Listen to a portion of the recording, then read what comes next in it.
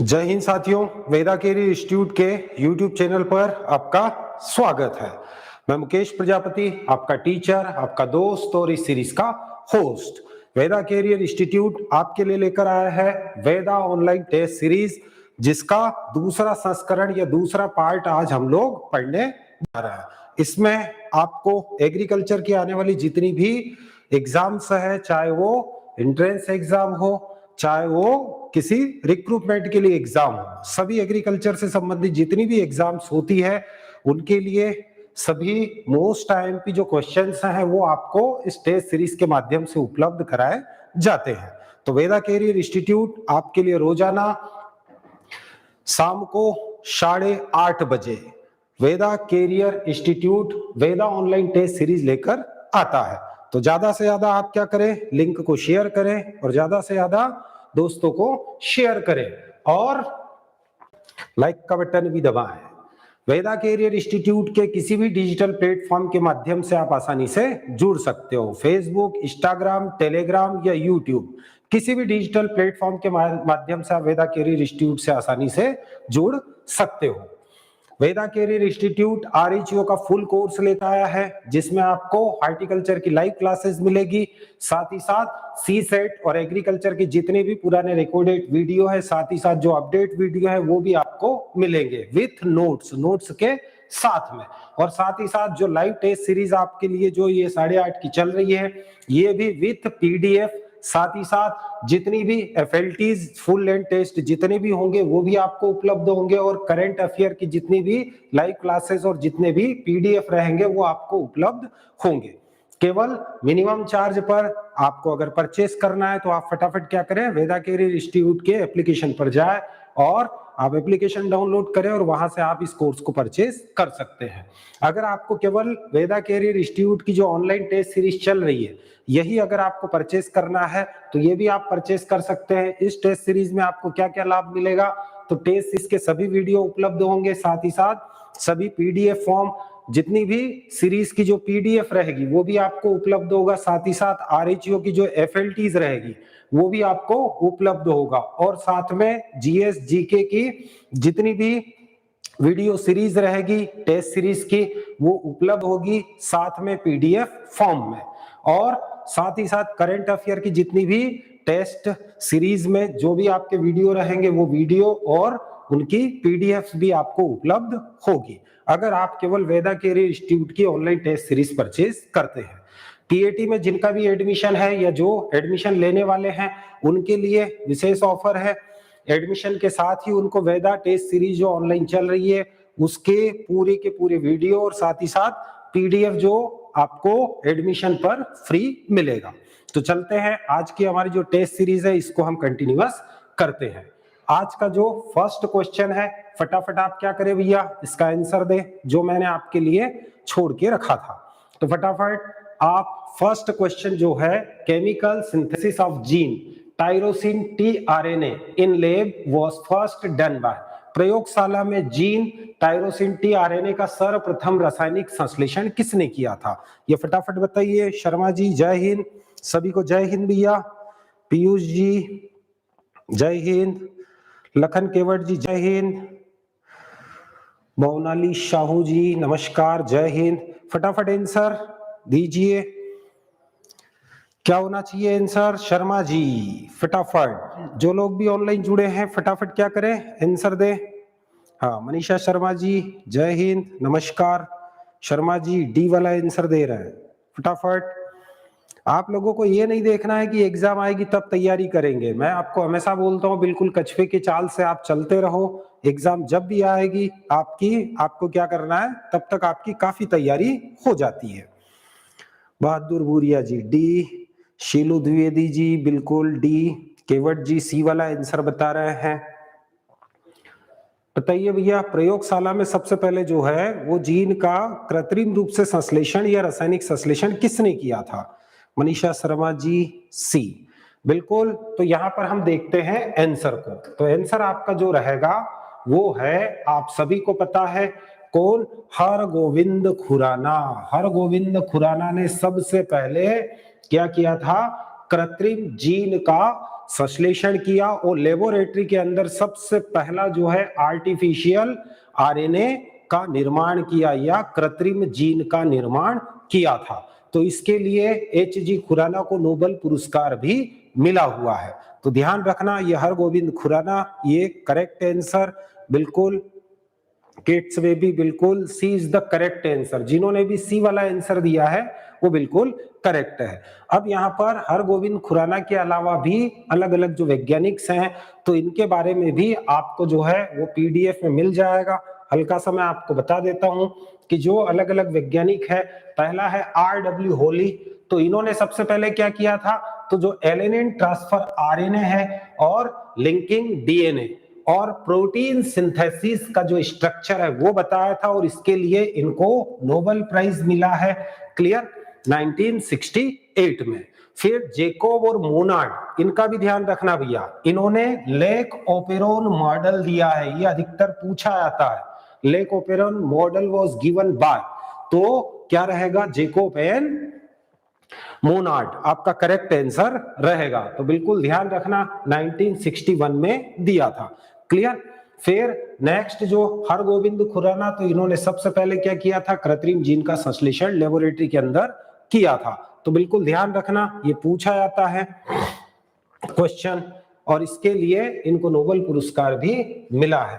फिर नेक्स्ट जो है बीडल और टॉटम, तो इसका भी ध्यान रखना भैया। One gene one enzyme hypothesis जो दी है वो किसने दी है, तो वो बीडल और टाटम ने दी है। कब, 1941 में। तो बिल्कुल ध्यान रखना ये अधिकतर ऐसे क्वेश्चंस हैं जो पूछे जाते हैं, इसमें से बीडल और टाटम का बहुत पूछा जाता है। One gene one enzyme hypothesis was given by Beadle and Tatum.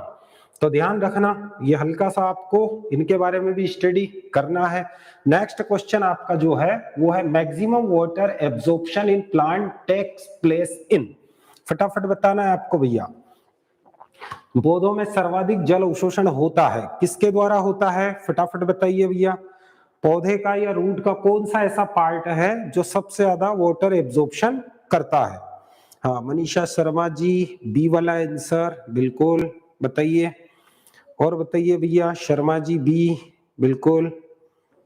Next अगला आंसर, हाँ अजीत जी बी वाला आंसर दे रहे हैं, बिल्कुल बताते जाइए। भूरिया जी बिल्कुल बी वाला आंसर दिया इन्होंने। हाँ केवट जी ए वाला आंसर दे रहे हैं। पीयूष जी बी, मोहित कंसाना जी बी, लखन केवट जी ए, बिल्कुल बताते जाइए भैया।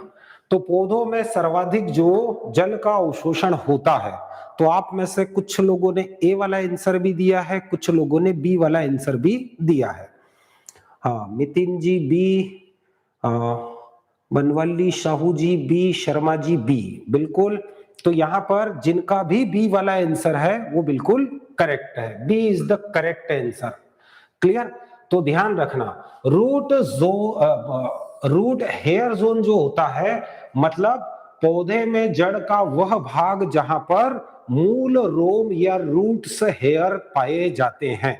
आप सभी को पता है एक क्वेश्चन ये भी पूछा जाता है कि पौधे में जो जड़ों द्वारा जो जल अवशोषण होता है, तो जड़ का कौन सा पार्ट जड़ मृदा से पानी और खनिज लवण का अवशोषण करता है, तो वो आप सभी को पता भी है, रूट्स हेयर।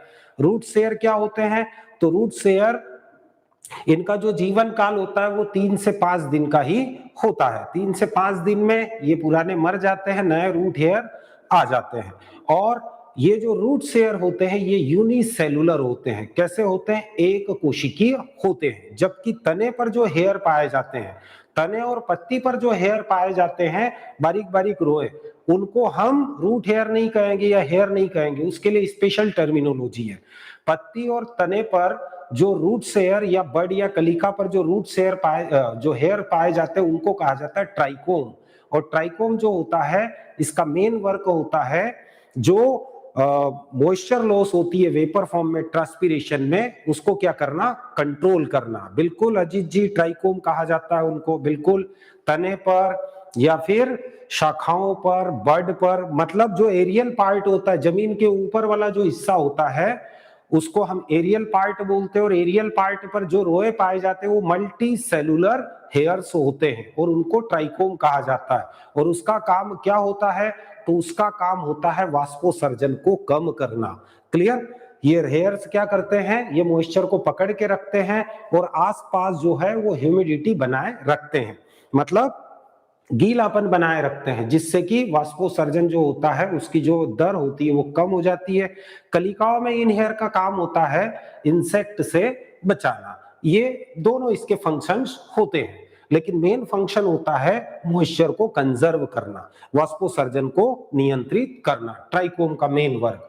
लेकिन जड़ों पर जो हेयर्स पाए जाते हैं उनको हम ट्राइकोम नहीं कहेंगे। ये जड़ों पर जो हेयर्स या रोए पाए जाते हैं जिनको हम रूट हेयर कहेंगे, और ये होते हैं यूनिसेलुलर या एक कोशिकीय होते हैं। अब हम देखते हैं भैया जड़ के बारे में, चूंकि बात हो रही है तो हम हल्का सा जड़ के बारे में भी पढ़ लेते हैं, क्योंकि यहां से कुछ मोस्ट आईएमपी जो क्वेश्चंस है वो पूछे जाते हैं। तो कौन कौन से क्वेश्चंस पूछे आते हैं, तो फर्स्ट क्वेश्चन तो यही पूछा जाता है, तो maximum absorption of water take place in the root hair zone. यहां पर जड़ों का ये वाला हिस्सा आपका जो है इसको कहा जाता है रूट हेयर जोन। आया ना समझ में? और ये जो रूट हेयर होते हैं ये यूनिसेलुलर होते हैं, मतलब एक ही कोशिका से एक हेयर बना होता है। बिल्कुल ध्यान रखना। दूसरा जो यहां से क्वेश्चन पूछा जाता है वो पूछा जाता है कि जो ये रूट केप है, मूल टोप जिसको कहा जाता है, जड़ का जो शीर्ष भाग होता है, ये एक विशेष प्रकार के मेरिस्टेमेटिक जो टिश्यू होती है उसकी अलग अलग जो लेयर्स होती है उससे मिलकर बना होता है। और इस प्रकार यहां पर जो मेरिस्टेमेटिक टिश्यू का जो समूह पाया जाता है उसको एक विशेष प्रकार का टिश्यू कहा जाता है, जिसको कहा जाता है कैलिप्टोजन टिश्यू। मोस्ट टाइम ये अधिकतर आपको पूछा जाता है कि जड़ का जो रूट केप है या मूल टोप है वो उसको क्या कहा जाता है। तो जड़ का जो मूल टोप होता है या रूट केप होता है, जो कि एपिकल पार्ट हम बोल सकते हैं, एपिकल पार्ट ऑफ रूट, मतलब जड़ का शीर्ष भाग, इसको रूट केप कहा जाता है। और ये किससे बना होता है, ये कैलिप्टोजन टिश्यू का बना होता है, जो कि बहुत मजबूत होता है और जड़ को जमीन में जो कठोर चट्टाने हैं या फिर कठोर लेयर्स है उनको भी ये ब्रेक करके जड़ को नीचे की ओर ले जाता है। इसके अलावा एक क्वेश्चन और पूछा जाता है, कोइफिशिएंट सेंटर। क्लियर? तो पौधे के कौन से भाग में शांत केंद्र पाया जाता है, जिसको हम बोलते हैं कोइफिशिएंट सेंटर। तो ये कहां पाया जाता है, तो बेसिकली ये पाया जाता है रूट्स में, जड़ों में। जड़ों में एक विशेष प्रकार का जो विभाज्योतक होता है, मेरिस्टेमेटिक टिश्यू जो होता है वो शांत बैठा रहता है। इसको हम कहां पाया जाता है, तो जड़ का जो केंद्र होता है यहां पर पाया जाता है। किसी कारण से अगर जड़ में कोई डैमेज होता है या जड़ का कोई सा हिस्सा टूट जाता है तो उसको रिपेयर करने के लिए कोइफिशिएंट सेंटर या शांत केंद्र के अंदर जो मेरिस्टेमेटिक टिश्यू होती है वो फटाफट सेल डिवीजन करती है, और सेल डिवीजन करके क्या करती है, वो रूट्स के उस भाग को वापस रिपेयर कर देती है। क्लियर? वो डोरमेंट पड़ी रहती है, इसीलिए हम उसको बोलते हैं शांत केंद्र। वैसे भारत में अगर पूछा है कि जो कोइफिशिएंट वैली है वो कहां पाई जाती है, तो पता है आपको, शांत घाटी कहां पर पाई जाती है, फटाफट बताइए, एक जनरल नॉलेज का क्वेश्चन है। शांत घाटी कहां पाई जाती है, आप लोगों को पता होगा शायद, जीके का क्वेश्चन है। भारत में शांत घाटी कहां पाई जाती है, किसी को पता है? पता हो तो चैट सेक्शन में आप लिखें। मनीषा शर्मा जी, यूके। हम इंडिया की बात कर रहे हैं, भारत में कहां पर पाई जाती है? हाँ, अल्फा एम बोल रहे हैं कश्मीर। मनीषा जी, उत्तराखंड में फूलों की घाटी है, फ्लावर वैली है वो। क्लियर? उत्तराखंड में जो पाई जाती है वो क्या है, वो नहीं, उत्तराखंड में फूलों की घाटी है ना समझ में। शांत घाटी पाई जाती है केरल में। कहां पाई जाती है? केरल में। केरल में एक पूरा का पूरा वैली एक क्षेत्र है जहां बिल्कुल, हाँ बिल्कुल, हाँ संजीव कुमार जी बोल रहे हैं केरल, बिल्कुल। तो केरल में पाई जाती शांत घाटी। और पौधे में अगर आपको बोले कि शांत केंद्र कहां पाया जाता है, कोइफिशिएंट सेंटर कहां पाया जाता है प्लांट्स में, तो वो पाया जाता है रूट्स के अंदर। बिल्कुल, ये क्वेश्चन कई बार पूछा हुआ है। तो जितने भी यहाँ पर क्वेश्चन रूट्स के बारे में है वो कवर हुए हैं। साथ ही साथ अगर हम देखें तो रूट का जो शीर्ष भाग होता है वो रूट केप कहलाता है, जो कि कैलिप्टोजेंट टिश्यू का बना होता है। इसका काम होता है रूट जो सॉइल की डिफरेंट जो हार्ड लेयर्स है उसको तोड़कर जड़ को नीचे की ओर जाने के लिए रास्ता प्रदान करना। फिर मेरिस्टेमेटिक रीजन जो होता है, यहाँ पर जो कोशिकाएं पाई जाती है वो क्या करती है, लगातार सेल डिवीजन करती है और जड़ की ग्रोथ करती है। इसके जस्ट पीछे जो पाया जाता है वो इलोंगेशन या दीर्घीकरण क्षेत्र पाया जाता है। मतलब यहाँ पर जो कोशिकाएं होती है वो लंबाई में ग्रोथ करती है, जिससे कि रूट की लंबाई बढ़ती है। उसके जस्ट पीछे जो होता है वो रूट हेयर जोन होता है और इसका काम होता है, इस पर रूट हेयर होते हैं और इसका काम होता है, क्या होता है इसका काम, इसका काम होता है मृदा से पानी और खनिज लवण का अवशोषण करना। और जस्ट इसके पीछे जो होता है, जो तने से जुड़ा होता है, उसको मैचुरेशन जोन या परिपक्व क्षेत्र कहा जाता है, जो कि तने से जुड़ने का काम करता है। तो यहां पर अगर हम देखें तो 1 2 3 4 और 5 रूट के कितने भाग होते हैं, 5 भागों में हम जड़ को बांट सकते हैं। इसके अलावा जो जड़ के ऊपर जो बाह्य त्वचा होती है, ये भी ध्यान रखना, जड़ के ऊपर जो बाह्य त्वचा होती है, जैसे तने पर या पत्ती पर जो बाह्य त्वचा होती है उसको तो हम एपिडर्मिस बोलते हैं या बाह्य त्वचा बोलते हैं, लेकिन जो जड़ पर जो बाह्य त्वचा होती है इसको हम बोलते हैं पिलीफेरस लेयर। क्या बोलते हैं, पिलीफेरस लेयर या इपीब्लेमा। तने पर जो बाह्य त्वचा तने पर और पत्ती पर पाई जाती है उसको एपिडर्मिस कहा जाता है, और जड़ पर जो बाह्य त्वचा पाई जाती है उसको हम पिलीफेरस लेयर या एपिब्लेमा के नाम से जानते हैं। हिंदी में उसको बोलते हैं मूलीय त्वचा। तो ये ध्यान रखना, ये अधिकतर यहां से क्वेश्चंस पूछे जाते हैं। नेक्स्ट अगले क्वेश्चन की ओर चलते हैं। रंध्र की रक्षक कोशिकाएं समीपस्थ कोशिकाओं से जुड़ी रहती है, किसके द्वारा? The guard cells in stomata are connected with adjacent cell through. Adjacent cell भी बोल सकते हो उसको, आप एसेसरी सेल भी कह सकते हो। तो फटाफट बताइए भैया किसके द्वारा जुड़ी होती है, फटाफट बताइए।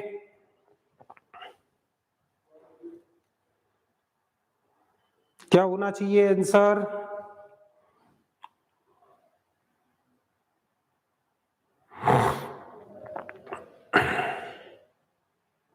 हाँ, दिव्यांश शर्मा जी बोल रहे हैं सी, केवट जी इन्होंने ये वाला आंसर दिया है, बहादुर भूरिया जी सी, सौरभ तिवारी जी क्या हाल चाल है, बढ़िया है, ए वाला आंसर। हाँ, पीयूष जी बोल रहे हैं सी, फटाफट आंसर आने दें आपके। मनीषा शर्मा जी सी वाला आंसर, मैं साइड में खड़ा हो गया, आप आराम से पढ़ लें चारों ऑप्शंस को। हाँ, बनवाली साहू जी सी वाला आंसर बिल्कुल बताते जाइए, बताइए भैया हो गए सभी के ऑप्शन, बहुत बढ़िया। अब देखते हैं हम यहां पर जो स्टोमेटा होता है, आप सभी को पता है किसी भी स्टोमेटा के दोनों ओर जो होती है वो 2 गार्ड सेल या रक्षक कोशिकाएं होती है। कितनी होती है?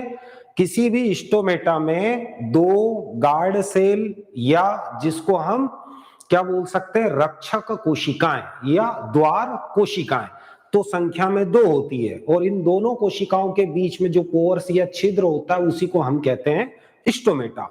अब इन दोनों रक्षक कोशिकाओं को चारों ओर से लगभग 4 से 5 एसेसरी या सब्सिडरी सेल्स घेरे रखती है ना समझ में, जिनको हम सहायक कोशिकाएं, सखी कोशिकाएं या गौण कोशिकाएं भी कहते हैं। तो ये ध्यान रखना।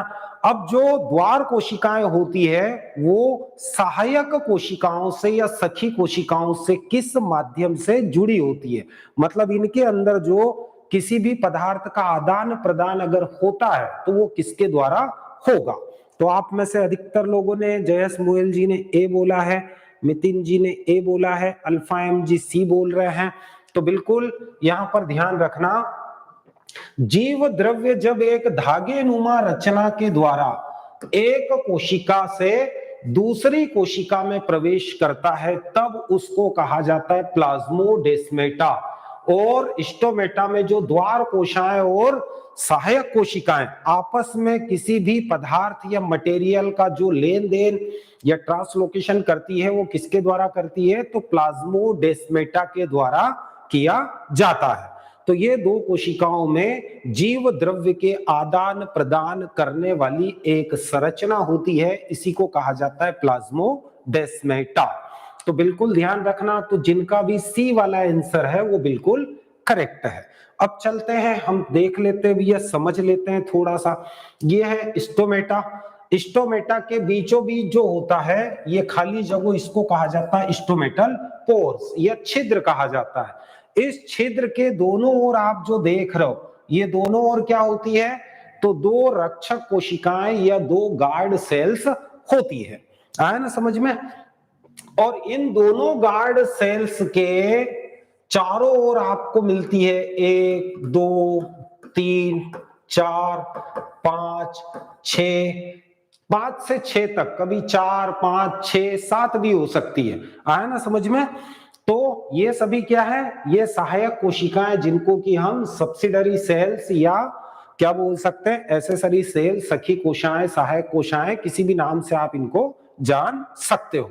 तो ये दोनों द्वार कोशिकाओं के चारों ओर पाई जाती है। अब इन दोनों के बीच में जो जीव द्रव्य या किसी भी पदार्थ का जो आदान प्रदान होगा वो किसके द्वारा होता है? तो एक सूक्ष्म धागेनुमा रचना के समान जब जीव द्रव्य बदलता है, दोनों कोशिकाओं को जोड़ता है, तो उसके द्वारा होता है, जिसको हम बोलते हैं प्लाज्मोडेस्माटा। तो ये कॉमन क्वेश्चन कभी कभी पूछ भी लिया जाता है कि दो कोशिकाओं के बीच में जो जीव द्रव्य का आदान प्रदान होता है वो किसके द्वारा होता है? तो आप हमेशा ध्यान रखना, दो कोशिकाओं के बीच में जो आदान प्रदान होता है जीव द्रव्य का, वो मोस्टली होता है प्लाज्मोडेस्माटा के द्वारा। क्लियर? अब यहां पर चूंकि बात हो रही है स्टोमेटा की, तो कुछ चीजें यहां से भी क्लियर रखना। आप सभी को पता है वाष्पोसर्जन होता है, वाष्पोसर्जन या ट्रांसपीरेशन वो मोस्टली 3 प्रकार का होता है। क्लियर? एक होता है cuticular transpiration. Cuticular sir PAT के लिए इंपोर्टेंट भैया, पीएटी के लिए क्यों नहीं इंपोर्टेंट है? ये सभी क्वेश्चन आप उठा के देखना, आप आपका कोर्स, इनमें से मैक्सिमम क्वेश्चन तो आपको भी पूछे गए हैं। तो ध्यान रखना, सभी जितनी भी एग्रीकल्चर की एग्जाम्स होती है उन सभी के लिए मोस्ट टाइम पी है। आया ना समझ में? जितनी भी एग्रीकल्चर की एग्जाम्स, छोटी से छोटी और बड़ी से बड़ी एग्जाम, सभी के लिए इंपोर्टेंट है। बिल्कुल। अब 3 प्रकार का जो वाष्पोसर्जन या 3 प्रकार का जो ट्रांसपीरेशन होता है उसको हम समझते हैं। तो सबसे पहले होता है क्यूटिकुलर ट्रांसपीरेशन। क्यूटिकुलर ट्रांसपीरेशन क्या होता है? तो आपने देखा होगा कि पौधे की जो पत्ती होती है मोस्टली, और जो भी मुलायम पार्ट होते हैं, चाहे वो फल हो चाहे कलिकाएं हैं, यहाँ पर क्या होता है, एक क्यूटिकल की लेयर होती है, एक पतली पन्नी नुमा रचना होती है जिसको क्यूटिकल लेयर्स कहा जाता है। और ये क्यूटिकल लेयर क्या होती है? ये क्यूटिकल लेयर पौधे के जो अंग है, एरियल पार्ट है, उससे पानी को भाप बनकर बाहर उड़ने से रोकती है। अगर ये लेयर क्या हो जाए, ब्रेक हो जाए, टूट जाए, ऐसी स्थिति में जैसे हमारा भी स्किन अगर कट जाए तो अंदर से खून अपने आप निकल आएगा, है ना समझ में? ऐसी अगर क्यूटिकल लेयर, जिसको उपत्वचीय त्वचा कहा जाता है, उस वो अगर टूट गई है, ब्रेक हो गई, तो अंदर से जो पानी है वो भाप बनकर बाहर निकल जाएगा। इसको क्यूटिकुलर ट्रांसपीरेशन कहा जाता है। तो जनरली पौधों के अंदर 8 से 10% क्यूटिकुलर ट्रांसपीरेशन होता है। दूसरा जो होता है जिसको कहा जाता है लेंटिकुलर ट्रांसपीरेशन। तो पौधे के पत्तियों को छोड़कर अगर पौधे के जो छाल होती है, तने पर मोस्टली, तने और शाखाओं पर जो छाल पाई जाती है जिसको बार्क कहा जाता है, उसके नीचे क्या होते हैं, छोटे छोटे रंध्र होते हैं। क्लियर? इन रंध्रों को कहा जाता है लेंटिकल्स। और इन लेंटिकल्स से अगर पानी वाष्प के रूप में बाहर निकलता है तब इसको कहा जाता है लेंटिकुलर ट्रांसपीरेशन।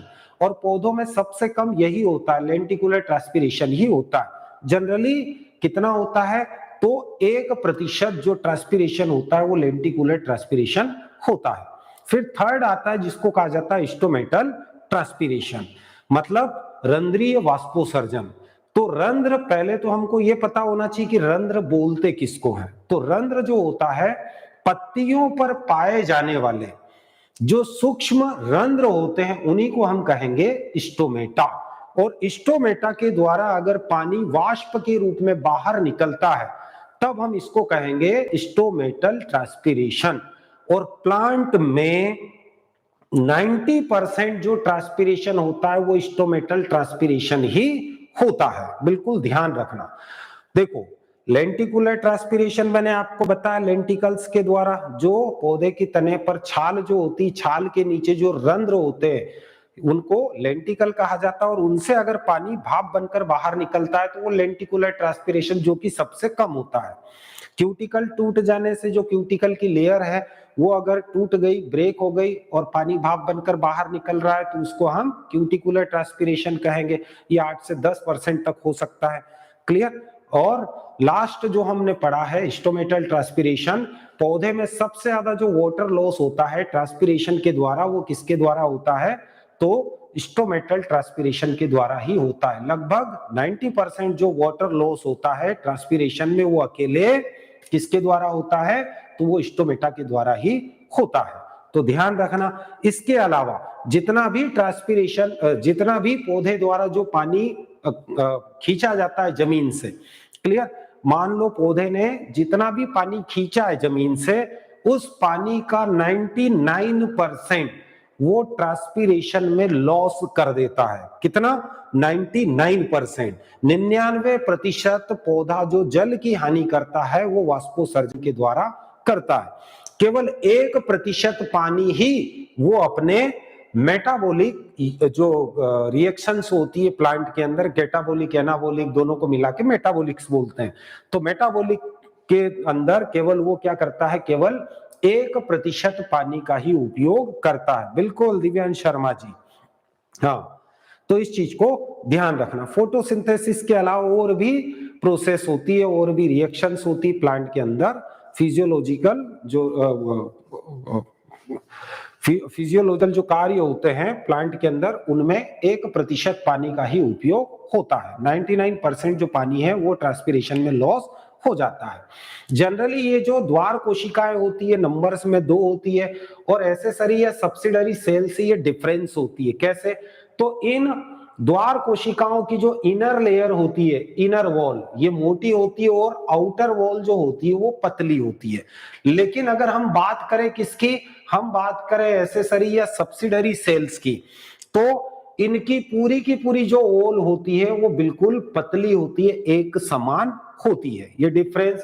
दूसरा डिफरेंस क्या होता है गार्ड सेल्स और एसेसरी सेल में, तो गार्ड सेल्स के अंदर आपको क्या मिलता है, तो गार्ड सेल्स के अंदर आपको मिलता है क्लोरोप्लास्ट। ये क्लोरोप्लास्ट आपको एसेसरी या सब्सिडरी सेल्स के अंदर नहीं मिलेगा। तो ये कॉमन डिफरेंस है जो ध्यान रखना है आपको। इन द्वार कोशिकाओं का जो जनरली जो शेप होता है वो किडनी शेप होता है, लेकिन ग्रेमिनी कुल के अंदर अगर हम देखेंगे तो ग्रेमिनी कुल के अंदर जो द्वार कोशिकाएं होती है उनका जो शेप होता है वो डंबल शेप होता है, डमरू के आकार की होती है। वो स्पेशली ग्रेमिनी कुल के अंदर ही होती है। तो यहां से जितने भी क्वेश्चंस पूछे आते थे वो मैंने आपको समझाने की कोशिश की है। चलते हैं नेक्स्ट क्वेश्चन पे। यदि क्लोरोप्लास्ट को जलाया जाए तो क्या बचेगा? अगर हम क्लोरोप्लास्ट को जलाएं तो लास्ट में क्या बचेगा? कल मैंने क्लोरोप्लास्ट के बारे में बताया था भैया। क्लियर। क्लोरोप्लास्ट में पाइरोल रिंग्स होती है, जिस संरचना को हम टेट्रा पाइरोल रिंग्स कहते हैं। क्लोरोफिल के अंदर, क्लोरोप्लास्ट के अंदर ही क्या पाया जाता है? क्लोरोफिल। हाँ, और उसका मेन जो कंपोनेंट है वो क्या है? मैग्नीशियम है। बिल्कुल, अगर मैग्नीशियम और नाइट्रोजन दोनों दे तो दोनों आ जाएगा। बिल्कुल दिव्यांश शर्मा जी, मैग्नीशियम बी वाला आंसर बता रहे हैं। बहादुर बुरिया जी बी, मनीषा शर्मा जी डी वाला आंसर, अजीत जी डी बिल्कुल बताते जाइए। हाँ, बनवाली साहू जी ए, लखन केवट जी डी बता रहे हैं।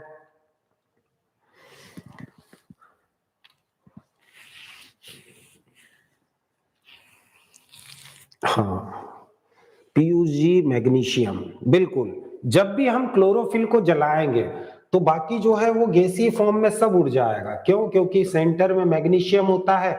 इधर देखो तो नाइट्रोजन, ये नाइट्रोजन, ये नाइट्रोजन, ये नाइट्रोजन। इसके अलावा अगर हम देखें तो कार्बन हाइड्रोजन, कार्बन हाइड्रोजन की रिंग्स भी होती है जिनको हम पायरोल रिंग कहते हैं। तो ये सब उड़ जाएंगे। आया ना समझ में? इसमें केवल धातु, धातु नहीं उड़ेगी भैया। धातु गैस फॉर्म में कैसे उड़ेगी? तो इन सभी में ये जो है ये सभी के सभी नॉन मेटल है। केवल मेटल यहाँ पर एक ही है, मैग्नीशियम।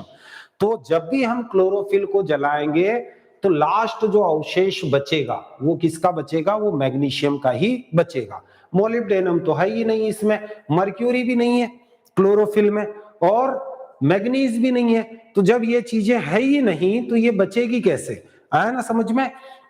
तो इस चीज को ध्यान रखना। तो अगर हम क्लोरोप्लास्ट को जलाएं तो हमारे पास एक ही जो तत्व है वो बचेगा और उसका नाम है मैग्नीशियम। तो बिल्कुल ध्यान रखना। और कई बार ये क्वेश्चन पूछा जाता है कि क्लोरोप्लास्ट जो होता है या क्लोरोफिल, क्लोरोप्लास्ट जनरली उसका मीनिंग क्लोरोफिल से लिया जाता है, लेकिन एक्चुअल में क्लोरोप्लास्ट के अंदर पाया जाता है क्लोरोफिल।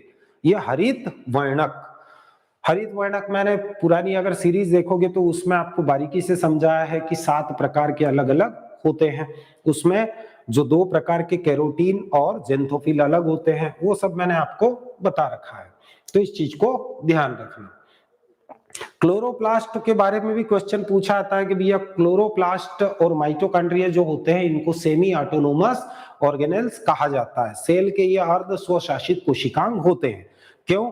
क्योंकि केंद्रक के बाहर अगर किसी में अगर अनुवांशिक पदार्थ या डीएनए अगर पाया जाता है तो वो केवल किस में पाया जाता है? तो वो पाया जाता है केवल माइटोकॉन्ड्रिया और क्लोरोप्लास्ट में।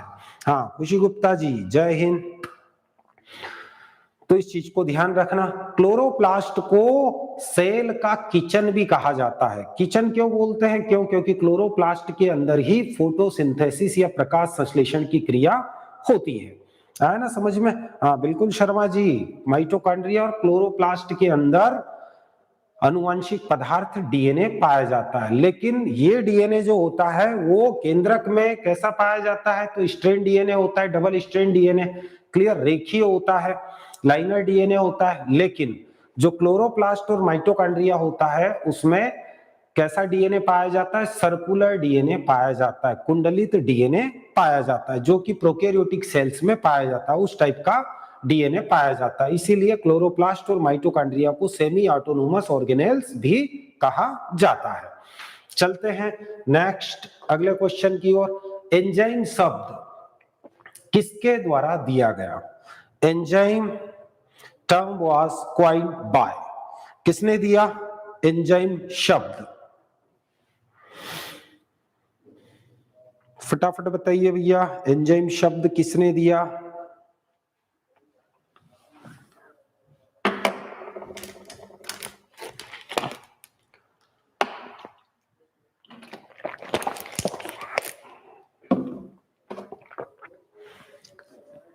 खुशी गुप्ता जी बी बोल रहे हैं, बी बिल्कुल। Manisha Sharma ji B, Jivyansh Sharma ji B, Piyush ji B, Ajit ji B, बिल्कुल, बहुत बढ़िया।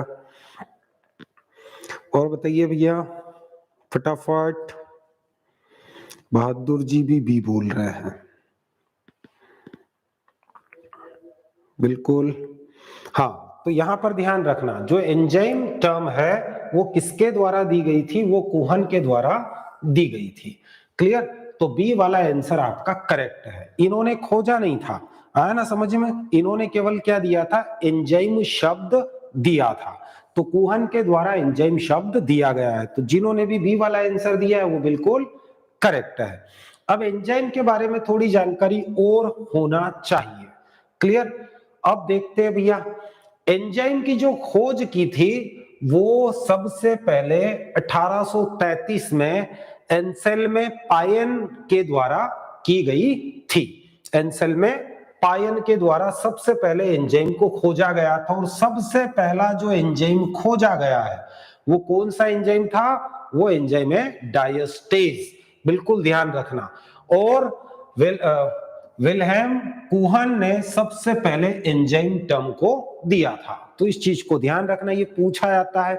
एंजाइम के बारे में कुछ और जो थ्योरीज है या फैक्ट है वो भी आप ध्यान रखना। कौन कौन से? तो जो the lock and key model was proposed by Emil Fischer. ये क्वेश्चन भी कई बार पूछा गया है कि एंजाइम के लिए ताला और चाबी जो मॉडल है वो किसके द्वारा दिया गया था? तो एमिल फिशर के द्वारा 1894 में ये दिया गया था। फिर नेक्स्ट एंजाइम के बारे में एक और पूछा जाता है fact, one gene one enzyme hypothesis. मतलब एक जीन एक एंजाइम जो परिकल्पना है वो किसके द्वारा दी गई थी? तो बीडल और टाटम के द्वारा 1941 में दी गई थी। नेक्स्ट जो है enzyme are mainly globular protein. जो एंजाइम्स होते हैं वो मुख्य रूप से क्या होते हैं? गोलाकार प्रोटीन होते हैं। तो ये क्वेश्चन भी कई बार पूछा जाता है कि एंजाइम क्या है? तो एंजाइम प्रोटीन होता है। और किस प्रकार की प्रोटीन है? तो रेशेदार या गोलाकार? तो आप फट से लगा देना कि सर वो गोलाकार प्रोटीन होती है। फिर नेक्स्ट ध्यान रखना, Robertson propose the unit membrane model of the plasma membrane in 1959। जो रॉबर्टसन है इन्होंने सबसे पहले जो प्लाज्मा मेम्ब्रेन है इसके लिए यूनिट मेम्ब्रेन मॉडल दिया था। क्लियर? कल मैंने आपको मेम्ब्रेन के बारे में समझाया था कि एकक कला जो होती है उसकी मोटाई 75 एंगस्ट्रॉम होती है और द्विस्तरीय फॉस्फोलिपिड प्रोटीन की बनी होती है। ये सबसे पहले किसने बताया था? तो रॉबर्टसन ने सबसे पहले ये बताया था। तो बिल्कुल ध्यान रखना, यूनिट मेम्ब्रेन मॉडल जो है वो रॉबर्टसन के द्वारा दिया गया है। तो ये कुछ फैक्ट है, इनको भी बिल्कुल आप ध्यान रखना, ये पूछे जाते हैं। नेक्स्ट, सब्जी की फसलों का अध्ययन किस नाम से जाना जाता है? फटाफट बताइए भैया। सब्जी की जो फसलें होती है उनकी स्टडी हम किस नाम से करते हैं? कौन सी ब्रांच में करते हैं? हॉर्टिकल्चर की कौन सी ब्रांच है जिसमें हम सब्जियों की खेती का अध्ययन करते हैं? फटाफट बताइए। केवट जी बिल्कुल सी वाला आंसर दिया। बहादुर भूरिया जी सी बताते जाइए। केवट जी भी सी वाला आंसर बता रहे हैं। शर्मा जी सी बिल्कुल। अजीत जी सी, हाँ। नितिन जी सी। खुशी गुप्ता जी सी बिल्कुल बताते जाइए। मनीषा शर्मा जी सी, बहुत बढ़िया। प्रेम जी सी बिल्कुल। हाँ, पीयूष जी ए बोल रहे हैं। खुशी गुप्ता जी ओलेरिकल्चर बिल्कुल करेक्ट आंसर है भैया। आप सभी को पता है जो ओलेरिकल्चर है, ओलेरिकल्चर में हम सब्जियों की खेती का अध्ययन करते हैं। और ओलेरिकल्चर जो है वो एक लैटिन शब्द है, ध्यान रखना, क्योंकि इसमें कल्चर जुड़ा है। जिसमें भी कल्चर जुड़ा है वो लैटिन, जिसमें भी लॉजी या नोमी जुड़ा है वो ग्रीक शब्द होता है। पामोलॉजी के बारे में ध्यान रखना। पामोलॉजी में हम क्या करते हैं भैया? तो पामोलॉजी में हम फलों की खेती का अध्ययन करते हैं। तो इस चीज को ध्यान रखना। लेकिन पोमोलॉजी जो टर्म है ये लैटिन और ग्रीक दोनों शब्दों से मिलकर बना है। और अगर लैटिन ग्रीक अगर अलग अलग आ जाए तो आपको मैंने पहले भी बताया था कि आपको कौन सा आंसर चूज करना है। तो ऐसी स्थिति में जब लैटिन और ग्रीक दोनों अलग अलग आंसर में हो, आपके सामने कोई ऑप्शन नहीं हो, तब हम उसके लिए कौन सा आंसर चूज करेंगे? ग्रीक टर्म को ही हम करेक्ट करेंगे, ध्यान रखना। सिल्वीकल्चर, अच्छा इस पामोलॉजी के बारे में एक बात और ध्यान रखना। जो सिस्टेमेटिक पामोलॉजी है उसका जो जनक है वो किसको कहा जाता है? तो जो डी कैंडोल है, डी कैंडोले, इनको सिस्टेमेटिक पामोलॉजी का जनक कहा जाता है। बिल्कुल ध्यान रखना। यहां पर जो सिल्वीकल्चर है, सिल्वीकल्चर और फॉरेस्ट्री में एक थोड़ा सा डिफरेंस है। फॉरेस्ट्री वनों का, अगर हम वन जो ऑलरेडी लगे हुए हैं इन वनों या जंगलों का हम अध्ययन करते हैं तो उसको फॉरेस्ट्री बोलते हैं। लेकिन सिल्वीकल्चर क्या किसको कहा जाता है? मनुष्य अपने उपयोग के लिए, मतलब लकड़ी उपयोग करने के लिए अगर वनों को लगाता है, मतलब वृक्षों को लगाता है और फिर उनको क्या करता है? काटता है, तब इसको कहा जाता है सिल्वीकल्चर। मतलब अपने मनुष्य अपने उपयोग के लिए लकड़ी उत्पादन के लिए जैसे फर्नीचर बनाना है, टेबल कुर्सी बनाना है, बहुत सारे लकड़ी के उपयोग होते हैं। तो इस उद्देश्य से लिए अगर वो वनों को लगाता है और उनको फिर वापस क्या करता है, हार्वेस्ट करता है या कटाई करता है उनकी, तब हम उसको बोलते हैं सिल्वी कल्चर। लगभग सिमिलर है, तो इन चीजों को ध्यान रखना, ये पूछी जाती है। नेक्स्ट अगला, अंगूर की खेती की पौधरोपण की उपयुक्त विधि क्या है? क्लियर, आपको बताना है अंगूर की खेती। बिल्कुल ऋतिक बर्मन जी, जय हिंद। लिंक को ज्यादा से ज्यादा शेयर कर दिया करो भैया।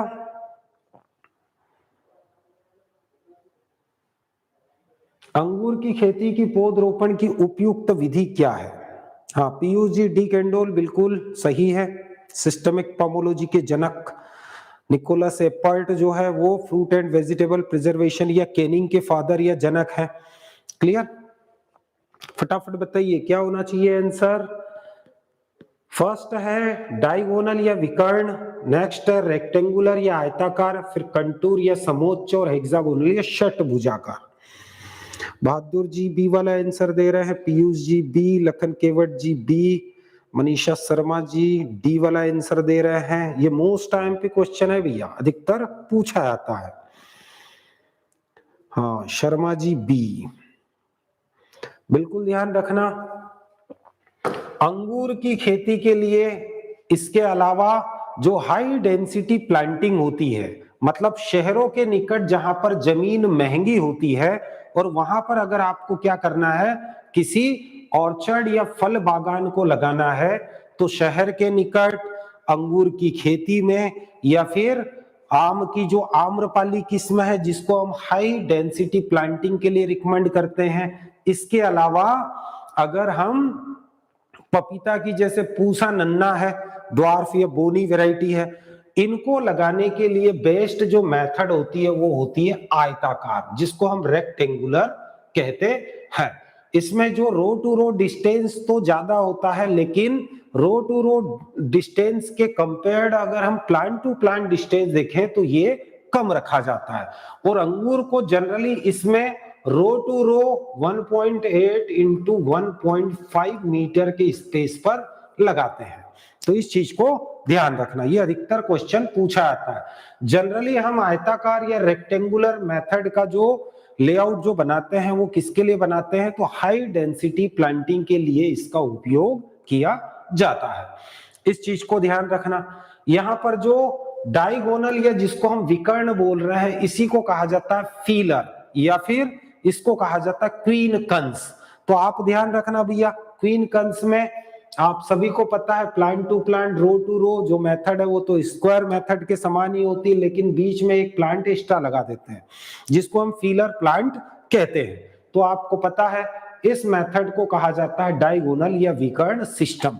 विकर्ण सिस्टम के दूसरे नाम क्वीन कंस भी है और फीलर सिस्टम भी है। और कभी कभी क्वेश्चन ये पूछा आता है कि कौन से लेआउट में या कौन सी प्लांटिंग में सबसे ज्यादा प्लांट हम लगा सकते हैं। तो बिल्कुल ध्यान रखना, सबसे ज्यादा प्लांट 72 टू 92% जो प्लांटेशन होता है, कम मोर देन स्क्वायर मेथड, मतलब वर्गाकार विधि की अपेक्षा लगभग 72 से 92 या एवरेज हम देखें तो लगभग 81% अधिक पौधे जो लगते हैं वो डायगोनल सिस्टम या क्वीन कंस सिस्टम या फीलर सिस्टम में लगाए जाते हैं। तो क्वेश्चन ये ध्यान रखना। हाँ बेस्ट जो होता है वो पपाया और केला, ये दो जो होते हैं ये फीलर प्लांट के रूप में सबसे अच्छे माने जाते हैं। तो बिल्कुल ध्यान रखना। कंटूर तो आप सभी को पता है भैया, ऐसे क्षेत्र या पहाड़ी क्षेत्र जहां पर ढाल 15% मोर देन 15% हो, 15% से ज्यादा होता है, वहां पर क्या करते हैं, कंटूर मेथड से ही हम क्या करते हैं, प्लांटेशन करते हैं। और हेक्सागोनल तो षटभुजाकार जो मेथड होती है, इसमें अगर हम देखें तो जो स्क्वायर मेथड है उससे लगभग 15% अधिक जो पौधे हैं वो आपको हेक्सागोनल मेथड में लगाए जाते हैं। तो बिल्कुल ध्यान रखना, ये अधिकतर पूछे जाने वाले क्वेश्चंस होते हैं। वैसे प्लांटिंग की सबसे बेस्ट मेथड जो होती है वो होती है स्क्वायर मेथड। कौन सी? स्क्वायर मेथड या वर्गाकार विधि जो होती है उसको सबसे बेस्ट या सबसे अच्छी विधि माना जाता है। तो इस चीज को ध्यान रखना। चलते हैं नेक्स्ट। हाँ, ये देखो ग्रेप्स या अंगूर के बारे में कुछ जो है वो फैक्ट आप ध्यान रखना। Grapes is usually propagated by hard wood cutting. आया ना समझ में? किसके द्वारा? जनरली अंगूर का जो प्रवर्धन किया जाता है वो किसके द्वारा करते हैं? हार्ड वुड कटिंग के द्वारा करते हैं। और एक बात और ध्यान रखना, कटिंग का जो लेंथ होता है वो 20 से 25 सेंटीमीटर का होता है। लंबाई जो होती है जनरली जो कटिंग हम लगाते हैं उसकी जो लंबाई है वो लगभग कितनी होनी चाहिए? तो 20 से 25 सेंटीमीटर होनी चाहिए। और थिकनेस या मोटाई जो होती है वो पेंसिल के समान होना चाहिए। फिर अंगूर की खेती को विटीकल्चर कहा जाता है। क्या बोलते हैं? अंगूर की खेती को विटीकल्चर कहा जाता है। और विटीकल्चर भी क्या है? एक लैटिन वर्ड होता है। इसका जो विटीकल्चर जो है, इसमें जो वीटी है वो वाइन शब्द से लिया गया है। क्यों? क्योंकि आपको पता है विश्व में जितना भी अंगूर पैदा होता है उसका लगभग 80% जो है वो वाइन या शराब बनाने में उपयोग किया जाता है। क्लियर? इसके अलावा आप किशमिश भी बनाया जाता है जिसको रेजिन कहा जाता है, रेजिन बनाने में भी उपयोग होता है। क्लियर? और टेबल पर्पस के लिए भी अंगूर का उपयोग होता है, सीधे खाने में भी इसका उपयोग किया जाता है। एक और क्वेश्चन यहां से पूछा आता है कि अंगूर में बीजहीनता का कारण क्या है? तो अंगूर में जो पार्थेनोकार्पी पाई जाती है वो किस प्रकार की पाई जाती है? स्टुमुलेंट पार्थेनोकार्पी, या जिसको स्टेनोस्पर्मोकार्पी कहा जाता है। स्टेनोस्पर्मोकार्पी में क्या होता है भैया? तो इसमें फर्टिलाइजेशन तो होता है, निषेचन होता है, लेकिन निषेचन होने के कुछ समय बाद जो एम्ब्रियो होता है वो एबोर्ट हो जाता है, मतलब मर जाता है। या फिर हम बोल सकते हैं कि अनडेवलप्ड एम्ब्रियो रह जाता है। इसको कहा जाता है स्टेनोस्पर्मोकार्पी। और ये जनरली कहां पर आपको मिलता है? तो स्टेनोस्पर्मोकार्पी नामक जो पार्थेनोकार्पी है वो आपको मोस्टली मिलता है अंगूर के अंदर। और दूसरा आपने एक पढ़ा होगा कि आम की जो बीज रहित किस्म है कौन सी है? वो है सिंधु। सिंधु में भी स्टेनोस्पर्मोकार्पी पाया जाता है। मतलब इसमें बीज तो बनते हैं, क्लियर, लेकिन जो सीड होता है वो इमेच्योर हो जाता है। क्यों? क्योंकि भ्रूण बनने के बाद, फर्टिलाइजेशन होने के बाद बीज बनता है या भ्रूण या एम्ब्रियो बनता है, लेकिन कुछ समय बाद ही वो एम्ब्रियो क्या हो जाता है? वो एबोर्ट हो जाता है, मतलब इमेच्योर हो जाता है, या इसका विकास जो है वो रुक जाता है वही के वही। इसलिए इनमें जो बीज है उनका साइज बहुत छोटा रह जाता है। तो इसलिए इसको हम क्या बोलते हैं? स्टेनोस्पर्मोकार्पी कहा जाता है मोस्टली। हाँ, सिंधु, बिल्कुल, कोंकण कृषि विद्यापीठ दापोली से विकसित की गई है भैया सिंधु किस्म। आया ना समझ में? ध्यान रखना। कब? 1992, 1992 में।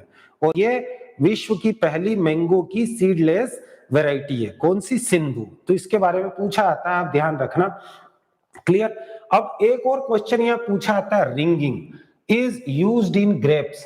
अंगूर में फलन को और पुष्पन और फलन को बढ़ाने के लिए जो है रिंगिंग की जाती है। मतलब शाखाओं पर क्या करते हैं? लगभग 2.5 से 3 सेंटीमीटर का क्या करते हैं? यहां से छाल निकाल देते हैं, रिंगिंग कर दी जाती है। इसी को कहा जाता है रिंगिंग। और रिंगिंग का जो उपयोग है वो सबसे ज्यादा अंगूर में किया जाता है फ्रूट प्रोडक्शन को बढ़ाने के लिए।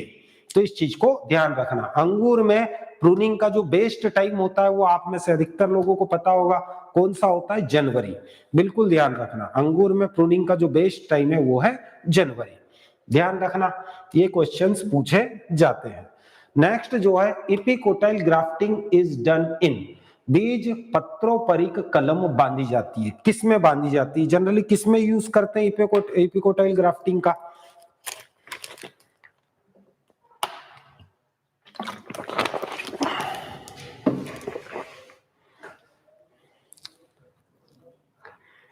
फटाफट बताइए भैया। एपिकोटाइल ग्राफ्टिंग का उपयोग जनरली किसमें करते हैं? मौर्य जी डी बोल रहे हैं, Chhotu Singh Maurya ji D, Bahadur ji D, Manisha Sharma ji D, Divyansh Sharma ji भी डी बोल रहे हैं, लखन केवट जी डी बिल्कुल बताते जाइए, सीमा जी बिल्कुल डी वाला आंसर। हाँ, लखन केवट जी डी, बिल्कुल बताते जाइए भैया क्या होना चाहिए ऑप्शन डी। हाँ, भावेश कुशवाहा जी डी, अजीत जी भी डी बोल रहे हैं, बिल्कुल बहुत बढ़िया। प्रेम जी डी, बिल्कुल। प्रेमचंद कर जी डी, बताते जाइए भैया, हो गया। हाँ, तो इपिकोटाइल ग्राफ्टिंग को इन सीटू ग्राफ्टिंग या स्टोन ग्राफ्टिंग के नाम से भी जाना जाता है। इसको स्टोन या इन सीटू, क्लियर।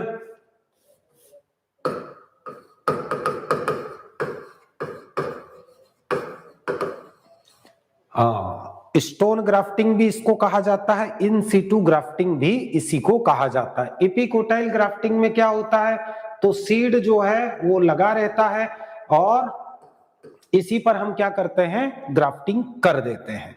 इसी को कहा जाता है एपिकोटाइल ग्राफ्टिंग। और ये जनरली जो 10 से 20 दिन की जो एज होती है, क्लियर, गुठली लगाने के बाद 10 से 20 दिन का जब पौधा होता है तभी हम इस पर क्या करते हैं, ग्राफ्टिंग कर देते हैं। इसी को कहा जाता है स्टोन ग्राफ्टिंग या एपिकोटाइल ग्राफ्टिंग या इन सीटू ग्राफ्टिंग। तो इनको कभी कभी तो यही पूछ लेता है कि इन सीटू ग्राफ्टिंग किसको कहा जाता है, या एपिकोटाइल ग्राफ्टिंग का दूसरा नाम क्या है, तो आपको पता होना चाहिए। तो ये जनरली सबसे ज्यादा जो उपयोग होती है वो होती है आम और काजू दोनों में। ये मोस्ट टाइम पे क्वेश्चन है, अधिकतर पूछा आता है, क्लियर। आम और काजू दोनों में एपिकोटाइल ग्राफ्टिंग के द्वारा नए पौधे तैयार किए जाते हैं। वर्तमान में इसका प्रचलन लगातार बढ़ रहा है। अब ये जो आप देखोगे तो ये आपको मिलेगी एपिकोटाइल ग्राफ्टिंग। एपिकोटाइल ग्राफ्टिंग में देखो ये स्टोन या गुठली जो है वो जुड़ी हुई है और पौधा जो है वो लगभग 15 से 20 दिन की एज में ही हम क्या करते हैं, इसको यहां से कट किया और इस पर जो आपको वैरायटी का जो आपका साइन लगाना है, ये रूट स्टॉक आपका हो गया। इस पर जिसको आपको ग्राफ्ट करना है साइन को, उसको क्या कर दो, ग्राफ्ट कर दो और बिल्कुल ये आपका पौधा तैयार हो जाएगा। तो बिल्कुल ध्यान रखना, epicotyl grafting also called stone grafting और इन सिटू ग्राफ्टिंग, इसको हम दो नाम से और जानते हैं। It is a technique of faster multiplication of mango and cashew. मतलब काजू और आम में सबसे जल्दी पौधा तैयार करने की ये टेक्निक होती है और वर्तमान में ये नई टेक्निक है भी है, इसका उपयोग सबसे ज्यादा किया जा रहा है। Fresh mango stones are collected and sown in the nursery beds. जो आपको पता है कि जो स्टोन या गुठली होती है आम की, उसका जो जीवन काल होता है वो केवल 2 से 4 हफ्ते तक ही होता है। मतलब हम जनरली बोल सकते हैं कि आम की जो गुठली है उसकी जो सीड वायबिलिटी होती है, जीवन क्षमता या जर्मिनेशन कैपेसिटी होती है, वो केवल 30 दिन की होती है। 1 महीना या फिर हम अगर वीक में बोले तो जनरली रेंज में 2 से 4 सप्ताह बता सकते हैं। ध्यान रखना, हमने क्या किया, जो फ्रेश स्टोन है उसको हमने कलेक्ट किया, सीड बेड में लगाया और उसके बाद जैसे ही जर्मिनेशन हुआ 10 से 15 दिन का जो आपका सीडलिंग या पौधा तैयार हुआ है उसी पे हमने क्या कर दिया, एपिकोटाइल ग्राफ्टिंग कर दिया। कब, जब इस पौधे में कॉपर कलर्ड पत्तियां निकलती है, मतलब हरी पत्ती, आपको पत्तियों को हरा भी नहीं होने देना है, कॉपर कलर की जो लीफ निकलती है बस इसी स्टेज में आपको क्या करना है, एपिकोटाइल ग्राफ्टिंग कर देना है। तो बिल्कुल ध्यान रखना, ये अधिकतर यहां से क्वेश्चंस पूछे जाते हैं। चलते हैं नेक्स्ट अगले क्वेश्चन की ओर। भारत का राष्ट्रीय फल है भैया, राष्ट्रीय फल कौन सा है भारत का, the national fruit of India, जिसको हम बाथरूम फ्रूट के नाम से भी जानते हैं। दिलीप जी डी वाला आंसर पुराना हो गया, नया question. Maurya G B, Bahadur G B, Prem ji भी बी बोल रहे हैं भैया, प्रेमचंद्रकर जी बी, हाँ, प्रहलाद सिंह जी मैंगो आम, Sharma ji B, Seema ji B, Bhavesh Kushwaha ji B, Indrapal Mewada ji B.